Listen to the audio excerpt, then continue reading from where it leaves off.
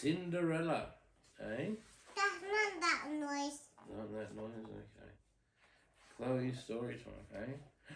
There's Once bang, upon a time, bang. in a tiny kingdom far, far away, there lived a widowed gentleman and his beautiful daughter, called Cinderella.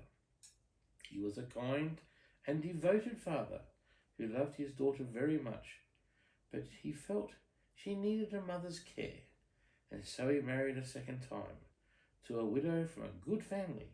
She had two daughters, Anastasia and Drizella, who were close to Cinderella's age. That's a lovely horse there, isn't it? Eh? He's eating water. Yeah, drinking some water.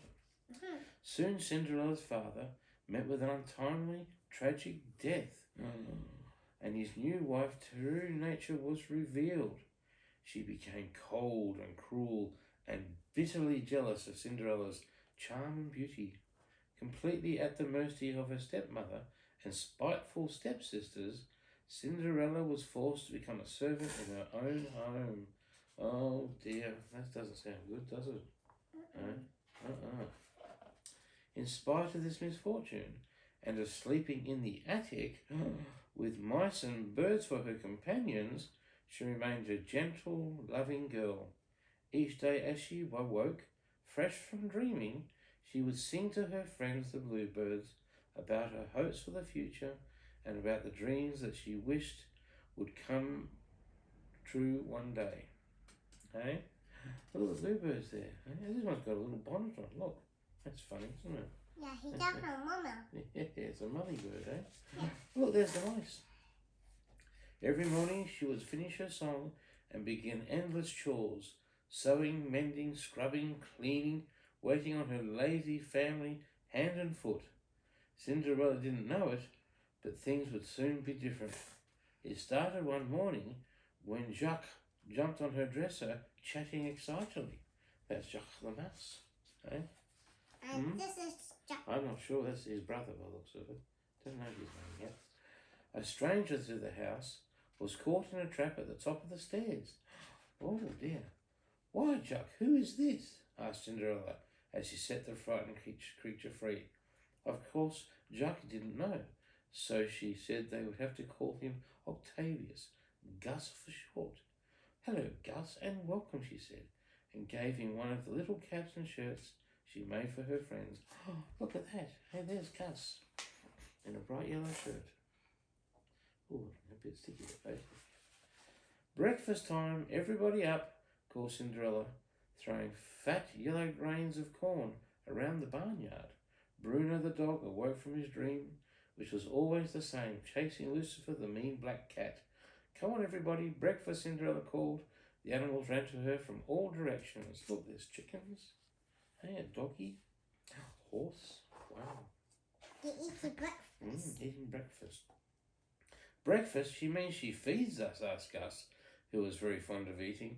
Yes, come on, everybody, let's eat, said Jacques. Oh boy, I'm starving, said Gus, running along with the other mice. Wait, be careful, called Jacques.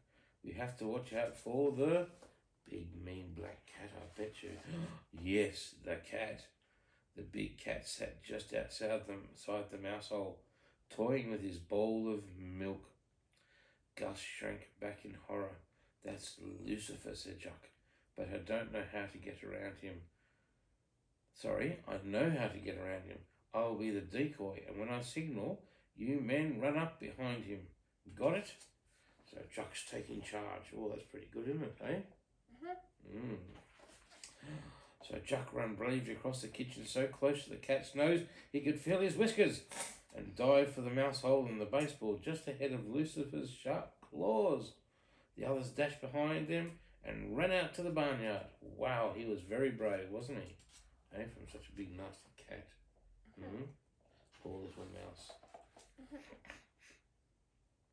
Oh, now 1 plump golden grain of corn is an armload to the average mouse, and 2 is the most a mouse should carry. But Gus didn't know his limits, so while Cinderella rushed about tending to the requests and demands of her stepmother and sisters, who were now awake and yelling, just loaded himself up with more kernels than he could carry. He's a silly mouse, isn't he, eh? Gus has loaded himself up with more than he could carry. So how do you get in and carry them if you can't carry them? That's a bit strange, isn't it? Hey, open that one. There we go. I'll bet no mouse has ever carried 5 kernels of corn before, thought Gus, as he smugly imagined how impressed the other mice would be. He was so proud of himself that he didn't hear Juck warning him about the cat. Lucifer turned and silently crept up behind him. Oh, is this going to be the end of Gus? When Gus saw the cat, he dropped the corn and ran for his life. He climbed up the cloth to the top of the table and hid in a teacup.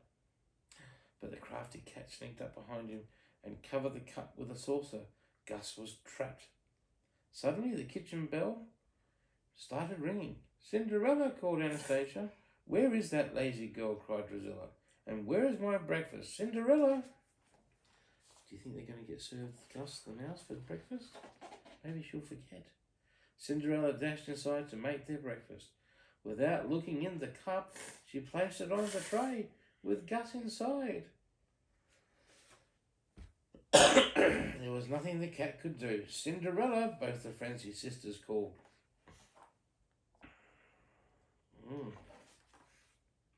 "I'm coming. Just a minute," said Cinderella, rushing up the stairs. Even though Lucifer circled her feet and sneaked a peek in one of the teacups, he couldn't catch Gus. Once again the mice were safe, and Cinderella went up the stairs. "Oh well," she said to herself, "they can't order me to stop dreaming. Perhaps someday the dream that I wish will come true. I wonder what that is." A short distance away in the royal palace, the king was fretting. "My son has been avoiding responsibility long enough. It's high time he married and settled down." "Yes, sire," said the Duke replied, "but we must be patient." "I am patient," said the king, "but I'm not getting any younger, and I want to see grandchildren before I go." "I have it," said the king. "We'll throw a ball and invite all the eligible maidens in the kingdom. He's bound to show an interest in one of them, isn't he?" "Perhaps, sire." "See that every eligible maid is there immediately." Oh, wow, that's a big ball. That's like for dancing, isn't it?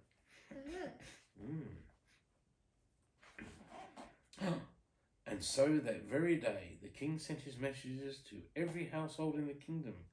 "Open in the name of the king," the messenger called, delivering an invitation to Cinderella's house. "What is it?" asked Cinderella. "In honour of His Highness the Crown Prince, by royal command, every eligible maiden is to attend a royal ball." Wow, look at all those letters. Hey, he's got a lot of work to do, hasn't he? And there's Cinderella going, "What the? Hey? She doesn't understand what that's all about, does she?"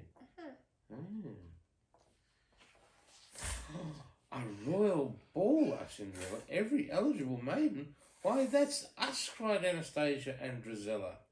"Yes," said the scheming mother. "The king has long wanted his son to marry. It must be to one of you. Hurry, girls, the ball is tonight." Hey? Look at that. "Why, that means I can go too," said Cinderella. "Ha! Her? Dancing with the prince?" said her stepsisters, laughing cruelly. "It says every eligible maiden," said Cinderella. "Well, I see no reason why you can't go," began her stepmother. "No, mother, don't let her," cried the stepsisters.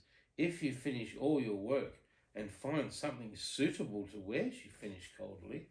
Oh, that sounds like she's got a nasty plan, doesn't it? Hey? Cinderella was elated. She dashed to the attic, threw open a trunk, and pulled out a dress. "Isn't it lovely? It was my mother's," she said. "Of course it's a bit old-fashioned. I'll have to fix it up. I'll need a sash, a ruffle, something for the collar." "Oh, Cinderella," called her stepmother. Oh, that sounds like trouble to me. Eh? "Before you begin your regular chores, I have a few little things for you to do," her stepmother said to Cinderella. "Yes, press my skirt," said Drusilla. "Take my dress, mend the buttonhole," said Anastasia. And that afternoon, when Cinderella finally had a chance to do her regular chores, even Lucifer wickedly forced her to clean the floor again. He's a naughty cat, isn't he? Eh? Poor Cinderella. She would never have a chance to touch her dress. Oh, dear. "Poor Cinderella," said the mice sadly. Work, work, work, said Gus. They're doing this on purpose so she won't have a chance to get her dress done, said Jock. Suddenly, the mice had an idea. We can do it. We can help our friend Cinderella. They chimed. We can make her dress so pretty. We'll add a sash and a ribbon and a flounce. She'll be the most beautiful girl at the ball. The mouse sang as they transformed the old dress into a ball gown. That was nice of them, wasn't it? Eh? Oh, very helpful. Yeah. Do we have mice to do that? I don't think so. Gus said, I can cut it with the scissors. Jack said, I'll do the sewing. But the girl mice said, leave the sewing to us, women. You two go and get some trimming. The birds helped too, and the dress began to take shape. Look at that. Isn't that marvellous? Under the very nose of the cat, Gus and Jack collected all the beads of Drusilla's discarded necklace and a sash and a roll of ribbon thrown in the trash by Anastasia.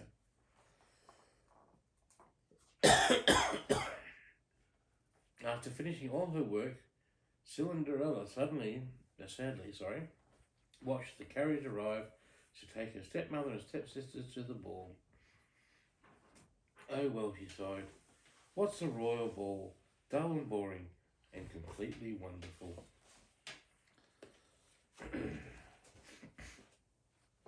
Suddenly the room behind her lit up, and she saw the dress. More beautiful than she had imagined it could be, with Drusilla's beads and Anastasia's sash and ribbon. Surprise! Cried the mice and birds. Oh, happy birthday, said Gus. We fixed it for you, Cinderella, said Jack. Cinderella could hardly believe her eyes. But it's not her birthday, though, is it? So what do you say birthday for? He's a funny mouse. Why, I never dreamed. What a surprise. How can I ever thank you? Oh, thank you so much, cried Cinderella. She quickly put on the beautiful dress and dashed down to catch the carriage. Is she going to be in time? But the jealous stepsisters recognised things that they had thrown away. Look, that's my sash, cried Anastasia, snatching it away. Why, you little thief, they're my beads, shrieked Drusilla, pulling at them. My ribbon, give it back. Then they were finished snatching and grabbing, pulling at Cinderella's dress. It was the tatters. When the stepsisters and their mother smugly set off, then the stepsisters and their smugly set off for the ball. Daddy's getting all tongue-tied, isn't he? Blah, blah, blah, blah. Eh? Look at that. They've ruined the dress. That's not very nice, is it? Eh? Very naughty people. Cinderella ran outside, past the horse and dog, and into the garden, sobbing her heart out. Gus and Jock and two other mice had followed her and stood by silently. Buried in her tears, Cinderella didn't see a magic light swirl and grow bigger and slowly take form. Who's that, do you think? Eh? Who would that be? I have no idea. There's nothing left to believe in. Nothing, sobbed Cinderella. Nothing, my dear, said a voice. Now, you don't really mean that. Startled, Cinderella looked up and saw a kind old lady in a blue robe. Who are you? She asked. Your fairy godmother, of course, replied the lady. Oh, Daddy can't read up here in the way. Can I sit back so Daddy can see? And I couldn't be here if you lost all of your faith. Now, dry those tears. You can't go to the ball looking like that. The ball? But I'm not going. Of course you are.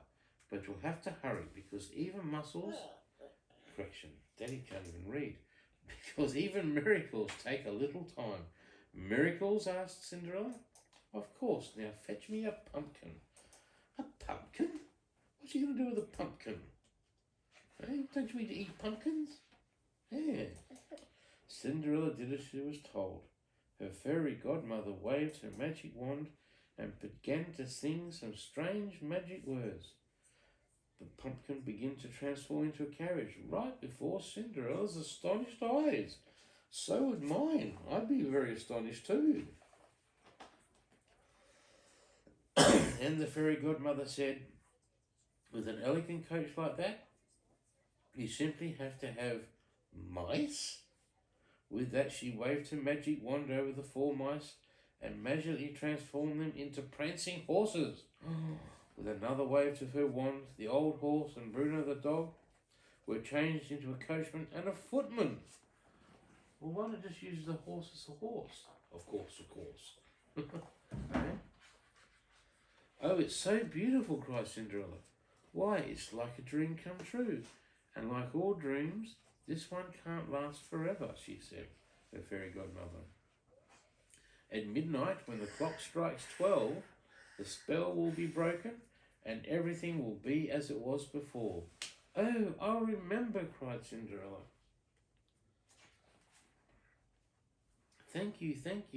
It's more than I'd ever hoped for, said Cinderella, climbing into the carriage. Now off you go. Dance and be happy, said Cinderella's fairy godmother. Soon the enchanted coach pulled up in front of the palace. Wow, that's pretty cool, isn't it, eh? Look at all those people. With an excited heart and more joy than she'd ever known, Cinderella ascended the palaterial staircase. Oh, that's a big word. Eh? She heard them announcing other people's names. Princess Frederica Enguine and Mademoiselle Augustus Dubious. Ooh, that's a big name, isn't it? Watch out. Yeah, up the stairs. Lots of stairs, isn't there? Eh? Oh, who's that? That's the king, isn't it? And the funny advisor. In the balcony, and the Duke watched Cinderella enter. They also saw the prince, bored to distraction, take notice for the first time all evening. Do you know her? Asked the king. Never seen her before, said the Grand Duke. Look, he's walking toward her, cried the king. Quickly, turn down the lights. Start the waltz. The king really is a good matchmaker, isn't he, eh? The handsome prince swept past all other maidens and took Cinderella in his arms just as the waltz began. They danced with eyes only for each other, as if no one else existed in the whole entire world. Cinderella had found the love she'd been dreaming about. She was so happy with the prince that the evening passed quickly. When they were alone in the starlight, you right? When they were alone in the starlight, the prince leaned down to kiss her, but the clock suddenly began its ominous chime. 1 ding, 2 ding, 3 ding. It's midnight, gasped Cinderella. I must go. Oh no, wait, you can't go now, cried the prince. I must, she said, and she dashed away. The awful clock kept chiming. 4 ding, 5 ding, 6 ding. Cinderella ran out of the palace so quickly she lost one of her glass slippers. It was left laying in the stairs. Look at that, on the staircase. There's the glass slipper. She was such a hurry. With the prince and the duke and all the palace guard in hot pursuit, Cinderella leaped into the carriage and raced away. The clock kept striking. 7 ding, 8 ding, 9 ding, 10 ding, 11 ding. Oh, getting close, and at the stroke of 12, dong! The horses changed into running mice. There was Cinderella dressed in rags, sitting on a pumpkin. That would have looked funny, wouldn't it? Sitting on a pumpkin, eh? I'm sorry, Cinderella said to her little friends. I forgot about everything, even the time. But it was so wonderful, and he's so handsome. And when we danced, Jug shuddered and pointed at Cinderella's feet. What? Said Cinderella. Then she saw that she still had one glass slipper. Not all the magic's gone, has it? Eh? The glass slippers are still there. The king had fallen asleep while the prince was dancing. He was still dreaming of a chubby grandson when the exhausted duke woke him up to tell him that Cinderella had disappeared. What? You must find her, cried the king. That's no good, is it? And so while Cinderella danced around the kitchen, humming the waltz, she had danced in the arms of her prince. Her stepmother watched suspiciously, and the king sent the duke to scour the kingdom for the maiden whose foot would fit his only clue, the glass slipper left on the staircase. We know who glass slipper that is, don't we? Eh? Knowing that the girl who fit the slipper would be the prince's bride, the wicked stepmother locked Cinderella in her room. Oh, while Anastasia did everything she could to get more than her toe into the tiny slipper, Jack and Gus got the key into Cinderella's door out of the stepmother's pocket and began to push it up the stairs. They were almost thwarted by the cat, who sat on the top of the stairs with an evil glint in his eye. But luckily Bruno heard their cries. Who's Bruno? He's the dog, isn't he? Eh? Luckily Bruno heard their cries and chased Lucifer away. That sounds like a good idea, doesn't it? Eh? Good doggy, eh? Cinderella, free at last, dashed down the stairs. Please, may I try on the slipper? She asked. But her crafty stepmother tripped the footman. The slipper fell to the floor and shattered. Oh no, now what are they going to do? There's no slipper. Oh no, what will the king do? Cried the duke in dismay. Cinderella sat in a chair and reached into her pocket. Perhaps this would help, she said. No, nothing will help, cried the duke. But you see, I have the other slipper, said Cinderella. Her stepsisters gasped, but the duke was overjoyed. He fitted the slipper on Cinderella's foot. Perfect, he cried. We found the prince's bride. Wow, that was lucky, wasn't it? She kept that slipper, eh? Would have been in trouble otherwise. And so Cinderella and the prince were married. The king watched fondly, thinking of his grandchildren to come, who would sit at his knee. The Grand Duke smiled too, because the king would be happy at last. Wow, and what about the prince and Cinderella?